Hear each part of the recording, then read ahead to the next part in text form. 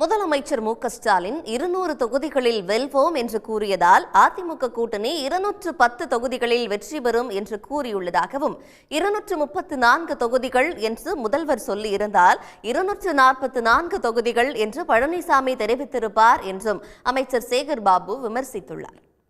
நிச்சயமாக 100% வெற்றி பெறுவோம். மீண்டும் அதிமுக ஆட்சி தமிழகத்திலே மலரும். இது எந்த கொம்பனாலும் தடுக்க முடியாது. மரியாதைக்குரிய சகோதரர் சி.வி. சண்முகம் குறிப்பிட்டார், நாமும் தேர்தல் வகுப்பாளை வைத்திருக்கிறோம்.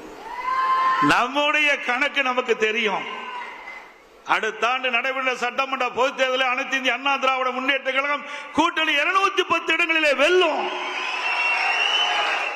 நேற்றைய தினத்தில் பொதுக்குழுல பேசின எடப்பாடி பழனிசாமி 210 தொகுதிகளில் நாங்கள் வெற்றி பெறுவோம் அப்படின்னு சொல்லியிருக்காரு. ஏன்னா நம்ம வெல்வோம் 200 படைப்போம் வரலாறு என்று முதல்வர் சொன்னார். அதற்காக அதை விட கூடுதலாக 210 நிற்காரு.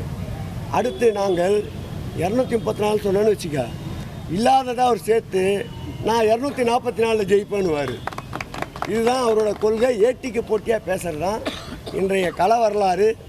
மீண்டும் தமிழக முதல்வர் அறுதி பெரும்பான்மையோடு சொன்ன 200 விட அதிக இடங்களில் போட்டியிடுகின்ற இடங்களில் எல்லாம் எதிரிகளுக்கு தோல்வியை பரிசாக தருவார்கள். உடனுக்குடன் செய்திகளை தெரிந்து கொள்ள சன் நியூஸ் பெல் ஐகானை கிளிக் பண்ணுங்க.